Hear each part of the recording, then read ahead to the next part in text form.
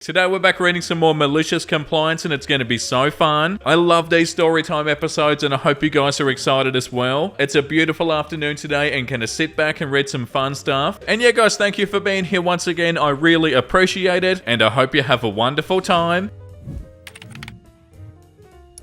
So, you're claiming I defrauded the company by booking an extra 3 minutes? No problem. I worked for a water company for 25 years and I was in one of their most productive repair crews. That is until the new manager, let's call him Mr. Numbnut, started. We had a monthly rota where you were on call for 1 week in 4 for emergency repairs out of hours. On the day in question, I started work at 7:30 AM on a Friday and I finished work at 3:15 AM Saturday morning. So a pretty long ass shift. I get to work Tuesday morning and I get called into the office by Mr. Numbnuts and informed that according to my vehicle tracker, I'd left the yard at 3:12 AM and not 3:15 AM, which is an attempt to defraud the company. As you can imagine, I was absolutely fuming at this level of BS. I told him that at the time I was covered in mud and sweat and I just wanted to get home after completing a monster shift for the company. And was he genuinely making a crap storm over 3 minutes? He said he was making me aware that I could be fired for it. Cue the malicious compliance. I can't wait for this. I said that if we're going to be this petty, you can take me off the emergency contact list for extra coverage and I won't be starting 20 minutes early each day either. I'll now be clocking in at exactly 7:30 AM and I shall be heading out at exactly 5:30 PM. No deviation whatsoever, and you can explain to your bosses why productivity is down and you're struggling to get coverage for emergencies. We'll then see how important your 3 minutes are when they're costing the company money. Little did I realise at the time, but the guy's job was bonus related and linked to our productivity, which tanked after that because all the other gangs followed my lead. Except the brown-nosed gangs, obviously. 3 weeks go by with an absolute crap show in customer service complaints about their work not being carried out in a timely manner. My productivity dropped from 7 jobs per day down to 4. And Mr. Numbnuts gets called in by his bosses to try to explain what the hell's going on. He tried to spin some BS story that I turned all the guys against him for no reason and that this was the result. Little did he know that I'd actually trained with his boss when he first started at the company 15 years ago, when he wanted to come out and find out what we do and experience how hard the job is. He surprised me by working a full month on the repair crews before going back to the office. Anyhow, the boss calls me in to find out what is really going on, so I explained how he'd used the tracker to monitor what time I'd left the yard, and that I'd guesstimated my finish time and overestimated it by 3 minutes because I was absolutely knackered after working a shift from hell on coal. Conclusion, the manager was let go for misuse of the tracking system, as it's only supposed to be used for emergencies and not monitoring, and we had the on-call system reviewed to cut the hours we were having to work. Wow, so they lost their job because of this? Yeah, I bet they're wishing they didn't do that. Like the top comment says, when will new managers learn to not screw with veteran employees? Probably never. Yeah, and also this comment, that power move turned into an out of power move for your boss. The next one's called, fine then, I'll just take the paternity leave. Many years ago, I was a sales manager for the now defunct Circuit City. My wife and I were expecting our first child. This was 1999. My wife was leaving her place of employment as she was planning on staying home with our daughter once she was born. Being our first child, I wanted to be home for a little while at the beginning. As I was talking to my store manager to arrange having some time off when my daughter was born, I asked for a week off. I was met with opposition and I told I could only have 2 days off because we don't have extra management coverage, yet we somehow cover people's vacations. This was absolutely ridiculous, and luckily I had done my homework. The way that the FMLA, the Family Medical Leave Act law, is written, the parents can take up to 12 weeks of maternity or paternity leave, and their job is guaranteed to be waiting for them when they return. I believe this is meant to be combined between the parents, but since my wife was leaving her job permanently and not taking maternity leave, that left 12 weeks available for me to take. Paternity leave is rarely ever done because it's most often unpaid leave. I, however, had plenty of paid time off saved up, so I informed the store manager that I'll be filing for paternity leave under FMLA and would in fact be taking 12 weeks off and would be using my saved PTO to cover my income. He tried to argue with me, but I told him he should probably go contact HR. He returned later that day and sheepishly asked me if I'd accept the week I originally asked for. I told him that I would accept either 2 weeks or 12, and that was his choice. I ended up with 2 weeks, and that store manager learned that though I was young at the time, I wasn't going to be pushed around, and that reasonable requests should be reasonably accepted. Wow, that's so awesome. No, okay, I'm definitely taking my leave. Yeah, like the top comment says, I would have taken the full 12. OP responded, it would have burned up all of my paid time off to do it. I really wanted to save my time. With that That said, I was prepared to take the full 12 if I had to. I forget how fun these stories are. Send my laptop back after a layoff. Okay. I was recently laid off from my remote job. It was a last minute video chat with HR and then my entire access was cut off as soon as the call ended. No time to say goodbye to anyone. No time to retrieve any personal files from my laptop. Crappy severance. But then the kicker was telling me that I needed to ship their laptop back ASAP. I've had other companies send prepaid laptop boxes to return equipment or just say keep it. This company expected me to waste my time to package up the computer and then find a place to ship it back. It seems like a lot to ask of someone you just got rid of like a piece of trash. They gave me their shipping account code and told me I can just charge it on their account. I eventually get around to going across town only to be told the code doesn't work and I have to pay out of pocket. At this point, I'm very annoyed with this process. The company tells me I can pay out of pocket and they'll reimburse me. Okay, I can do that. So I found the most expensive option I could find and added some bathroom tiles into the box to make it extra heavy and had it shipped. I also shipped my mouse and power supply separately in the same expensive fashion. Lots of extra weight. The total cost was $840. Cost of the laptop was probably around $500. Anyways, F them, I did as I was told. Maybe next time they won't fire people and then expect them to drive around town to return their stuff. But so you had to pay for this and just hope that they did send you the money? That's so dicey. It says in the comments that they did get reimbursed. But yeah, imagine if you spent $840 on this and somehow they didn't reimburse you and you still couldn't get any personal stuff off it. God, that's so frustrating. Hey, why did they send this with tiles in it? Why is this costing the company $800? The next one's called Let's Save $50 a month on a cell phone bill and risk costing 6 figures in operational damage and damage our reputation with paying customers instead. First, I love working for this company. Honestly, I really do. It's a great company, great culture. This is just simply an example of bean counters looking to save $50 a month, getting things so horribly wrong at times that they cause 6 figures of lost productivity and damage the reputation with paying customers. Even after it happens, there's no change in policy. I joined a new company in January of this year before working for them as a consultant. During my onboarding, I'd asked the hiring manager if I'd be provided with a company cell phone or if I'd be able to expense out my monthly cell phone bill. He looked into it and HR told him this particular position is not eligible for a company cell phone as it does not require after-hours support. This answer actually made sense. I don't need to get involved in day-to-day operation support in my role. They also literally never called me once during my whole tenure as a consultant after hours. So great, I don't want to work after hours. Up until last week, that policy was upheld, like it had been during my time as a consultant. There was never a "we were trying to reach you yesterday" when I logged in the next day or any emails asking for my help after hours, so I was loving it. I want to repeat, this is not a dig towards the company. They upheld their end of the bargain this entire time, but here's the malicious compliance part of this story. I have no cell phone number listed in my email signature nor on my internal company profile because, hey, I don't have a company cell phone. I have a desk phone, but that's it. I talk with a lot of IT vendors in my role and I don't need them calling me on my personal line. I also didn't install Outlook on my personal phone or any company apps. So last week, a major update was applied to one of the platforms that fell under my purview. The actual maintenance is performed by an operations manager and their team. Things went smooth in our QA and test environment. I signed off, my boss signed off, so everything was ready, set and go. Major updates come in. Someone incorrectly performed a few steps, even though that same person performed them just fine in QA. Things started going wrong, horribly wrong. I wasn't responding to emails, I had no phone number listed anywhere, so they did the troubleshoot on their own. In hindsight, the fix was relatively simple and I definitely would have been able to guide the team. The error wasn't even related to the update. They just went down a completely different path to resolve the issue, thinking the update was the root cause. It would have taken a few hours, but we would have fixed it. But in the moment, as things were going wrong, in panic and trying to recover from the incorrectly performed steps, somehow, please don't ask me how, the backup was corrupted in this process as well and they couldn't use it to recover. Dear God, they had to go pull tape backups, which is excruciatingly slow to recover from and a week old. Monday morning, I log into my laptop and I notice the holy hell that's going on. Oh crap! I get on a call with the operations manager. Operations manager is level-headed, no blame is thrown. Again, as I said, great company, great culture. Asked what happened to me. I told him I have no company phone. I asked for it and they said no. He just had to shake his head. Organizationally, he and I are at the same level. He just has a reporting structure and I don't. My boss and I got on a call for a debrief and he asked the same question. I gave the same answer. No company phone. He's the one that told me that my position was ineligible for a company phone as I was not required for after-hours support. All told, it took the team 5 days to recover everything, rerun all the transactions that were lost from the source source systems, another 1.5 days for the business teams to validate that all was well and match up all the numbers. My boss did ask me if I had a personal cell phone. I tell him no, I do, but it's the principle of the whole thing. As I said, I deal with a lot of external vendors now. I don't need them bothering me on my personal phone. During business hours, we communicate over Teams and Zoom and WebEx, and my landline never gets used as I'm barely in the office. He didn't question me further. So all in all, about 7 days of lost system access, productivity, operational reporting, inability to efficiently serve customers, inability to efficiently deploy frontline employees, etc, etc. One of the business directors was still putting together the operational impact, but he figured it was easily 6 figures, all over $50 for a monthly cell phone bill for a bunch of corporate employees who they might need to call once in a blue moon. The funny part is the majority of IT are eligible for a cell phone because they're required for after hours support. I estimate maybe 60 of us across all of IT aren't eligible due to our roles. Bean counters, gotta love them. That being said, I did give my personal number to the operations manager for future emergencies. At the end of the day, I don't want my team and friends to needlessly suffer if I can help. Yeah, your boss should have your number, but also not be on call. Yeah, like this comment says, my boss knows my personal phone number. As far as I know, it's on my file that HR has. I'm not on call, but on some very rare occasions, something important has come up during off hours, for which my help could be very useful. On these occasions, my boss called me, apologized profusely for disturbing me, and asked, and he made it very clear that he was asking a favor and not requiring me to do anything if I'd be able to come in. Afterwards, he made sure I took at least 1 full day of comp time, even if I only worked a few hours. In my opinion, that's how it should be. In 5 years with the company, I think I only got 2 such calls. I think it's fair that my boss can contact me, and anyone else who needs my help can ask my boss, and he can decide if it's important enough to bug me about. The next one is called I refuse to cook and chilled with men. I, female 28, dislike cooking. Don't get me wrong, I cook for survival, but it's not something I like or enjoy. At my in-laws, both my mother-in-law and sister-in-law are stay-at-home partners and they love to cook. Neither of their husbands lift a finger to help and they like it that way. Before marriage, I was treated as a guest, but since my marriage 6 months ago, they expect, want, and demand that I cook with them. First few times I went along with it, but I hated it. It took 5 to 7 hours to make food and do dishes. So when they planned to get together last weekend and discuss the menu, I suggested ordering in. This way everyone can be more relaxed. They looked at me like I insulted them. I told them they can cook, but to give me a list of what I should make and I'll buy it. They said that's not how traditions work, and if I hate to do it, I can relax with the men. And that's what I did, much to their anger. I helped setting place and serving, but that was it. As we were eating, my husband commented how good something tasted. Mother-in-law immediately went on about how I wouldn't be cooking anything for him. When he said he can cook for himself, sister-in-law chimed in with how her husband or dad never had to cook a day in their life, how marrying lazy women like me has ruined his manhood. Oh my god, what? I looked at my husband and we both laughed. Mother-in-law and sister-in-law are blasting our phones over my arrogance and calling him spineless. Even my mum is taking their side now, but guess who don't care? Oh my god, that's unbelievable. So if your husband genuinely enjoys cooking and likes to cook for themselves, that means they've lost their manhood and you guys are spineless? No way, that's ridiculous. Pretty much everything they were saying was such a load of BS. So yeah, they don't want their partners to lift a finger, but not everybody's like that. And so many guys do want to cook, obviously, and for them to be so rude about it, that's so awful. Wow, that's so frustrating. The next one is called Ignore the Time Difference in the Evening. I'll ignore it in the morning. Not me, but my father-in-law story. In the 1970s, before email and faxes, my father-in-law Carl worked as a trust agent for a bank in the Midwest, which is on Eastern Time, ET. He handled trust and estates for bank customers, including one older lady. Her son-in-law Bruton lived in California, which is on Pacific Time, PT, 3 hours behind Carl, and managed his mother-in-law's estate on her behalf. Bruton used to call Carl with questions, which is not a problem, except Bruton would call Carl at home at 8 p.m. ET, expecting him to answer questions. Carl would be at home eating dinner or spending time with his family, so Bruton's calls were unwelcome. Carl would explain the time difference and said that Bruton should call at 5 p.m. ET, not PT, but Bruton always ignored Carl's requests and demanded that Carl call him back first thing in the morning. So what, they just don't understand time zones? Carl was nice and would wait until 11 a.m. ET to give Bruton time to get settled in his own office until he decided he'd had enough. The day after Bruton's latest call, Carl went to his office extra early, got the information, and then promptly at 8 a.m, Carl called Bruton's house. A sleepy Bruton answered the phone and croaked, "Hello? Good morning, Bruton." Carl all but hollered into the phone. "What time is it?" Bruton groaned. "It's 8, Carl said. "But it's 5 in the morning here." "Huh, so it is. I guess there's a 3-hour time difference difference, but you said you wanted these answers first thing in the morning, and it's 8 a.m. here, so I thought I'd give you a call. Bruton never called past 5 p.m. again. Wow, that's so funny. So yeah, definitely wasn't an honest mistake. They knew what they were doing, because I was going to say, I wouldn't be surprised if they still kept doing this, because it sounded like they just weren't thinking about it. But oh yeah, they were thinking about it. The next one is called, I'll lose my job for clocking in 1 minute late. I hate to do this. Punctuality is a good habit. It shows discipline and commitment. I worked in a warehouse where you had to clock in before your start time. There was a computerized process and you would lose your job if you clocked in late more than twice a year, even if you were only 1 minute late. Now, I pride myself on punctuality, but I was running a bit late for the third time in 10 months. A man's got to hustle, and I simply called my employer and told him that I was feeling sick and needed to take a day off. My state has paid accrued sick leave. The fallout was that I kept my job. It's been a single year since, and I got paid for a full day without working. What a ridiculous system. So yeah, if you're going to be a minute late, you're actually encouraged to stay home, because either you're a minute late and you eventually lose your job, or you take the entire day off because you're a minute late. We read so much unbelievable stuff, and I love it so much. The next one is called, give me a parking ticket for a spot I paid for. I dare you. About 10 or so years ago, I went to a concert an hour away from me in Indianapolis. Decided to make a day of it going to several museums and spots around the city, each time paying for parking in a garage for 2 or so hours and then going to meander around the area. Finally, I go park close to the venue and paid for parking until the time it was free. Total, I probably paid $40 to $50 for parking throughout the day. Enjoyed the concert, but came back to a parking ticket on my car. I think this is odd, but I'm tired and I chalk it up to being a mistake. But I decided to take photos of my parking spot. Both spots on either side were taken, and all the signage, and head home for the evening, figuring that I'd sort it out in the morning. The next morning, I reviewed the ticket, the photo of my spot, and the parking receipt. The ticket did not line up to the spot that my car was located, and my receipt shows that I had valid parking at the time of the ticket, so I submit an appeal thinking this will be easy. It's obvious that a mistake was made. The appeal was denied. The ticket was for the spot that was not paid for, ergo it stood. I called the office and the lady said they did not make a mistake, as my receipt showed that I paid for spot X1 and the ticket was for spot X. I asked about the photo proof that my car was in spot X1. She said, well, you could have moved the car. Note that the parking receipt included my license plate number and everything. Think Park Mobile-like system. I noted that there were cars in spots on either side of me and that the entire street was full because of the concert. And honestly, I don't think they even bothered to look at the photo. Even had that not been the case, I had proof that the license place had a paid parking spot. No matter what, no dice. I'm feeling petty over this $25 parking ticket at this point, so I called Visa and I asked if I could retract the amount I paid for the time that I had parked, since it didn't count. I submitted all the evidence and documentation to Visa. Visa, in what was the greatest thing Visa has ever done in my opinion, they agreed that if my parking receipt and transaction number wasn't proof I had paid for parking, then clearly I'd paid for a service I didn't receive, and they extended my initial request of cancelling the one transaction to include all the parking spots I had paid for through their system that day, valued at more than the parking ticket, and then they filed a formal complaint on my behalf with a letter explaining why they're refunding me. It wouldn't have been nearly as satisfying if I hadn't spent the entire day playing tourist in the city and racking up a large parking bill all with the same vendor. Oh my god, why are people like this? The audacity of the parking company. Also, this comment, fun fact, if Visa has to do a chargeback, they'll tack on a $40 fee on top of the refund. So not only did they lose $50 for the parking, they may have also lost 40 times the number of payments. Yeah, and hopefully they did. They can't think they can do stuff like this. That's bloody outrageous. The next one says, manager says to be off the clock by 1 p.m. I work in a barbecue restaurant as the Pitmaster, so I run the smokers and handle all raw meat preparation. I have to get there by 5 or 6 a.m. depending on the day, in order to have food ready to open the restaurant at 11. Well, the general manager, GM, decided she was spending too much on labor and needed to cut my hours. As such, she told me at around 2 p.m. on a Thursday the following, I need you to clock out by 1 p.m. every day, no matter what. I asked for it in writing and I got it, so the next day I went to the head chef when I got there and told him that the GM said I had to be out by 1 p.m. no matter what, and showed him the signed note. I set an alarm on my phone and I got to work. I finished all the prep for the next day and I was starting on the cleaning when my alarm went off. Now, the pit area looked awful. The walls had some smoke stains that come off pretty easily with degreaser, but build up over time. The cooler floor had some blood on it that needed to be cleaned up before it spoiled and started smelling bad. My table had some seasoning left on it from where I seasoned the pork for the overnight load. The wall still had bits of skin, gristle, etc. stuck to them, and the trash can was full. I told the head chef it was 1 p.m. and I had to go. He looked in the pit and said, yep, this is what I expected, but he let me clock out and go. This goes on for about a week, with the pit looking worse and worse each day. Then the district manager, DM comes in on my day off. The head chef told me that the DM immediately started on the GM for the pit looking awful, and that the pitmaster needed to stay until the pit was clean, no matter what. So I got it in writing, and I'm now currently working till about 2:30 PM every day, doing the full cleaning I was doing before again, lol. Yeah, like sorry, but it actually does take time. On that note, I feel like that's enough malicious compliance for today. It's 100% wholesome memes time. This boy gave up his seat to a lady who entered the train with a stroller and a baby. Then as he's standing, his mum falls asleep with her head on the bare railing. He takes her bag and carries them, then puts his hand in between her head and railing so she can use it as a pillow. Oh, that's so awesome. What a legend. Sorry guys, I never know what to say about wholesome memes. They're just cute and wholesome, you know? There isn't much to say. Hell yeah, a wah wah wee wah comic. I'm too shy to say hi to her. Do you have a marker? And they turn into a speech bubble.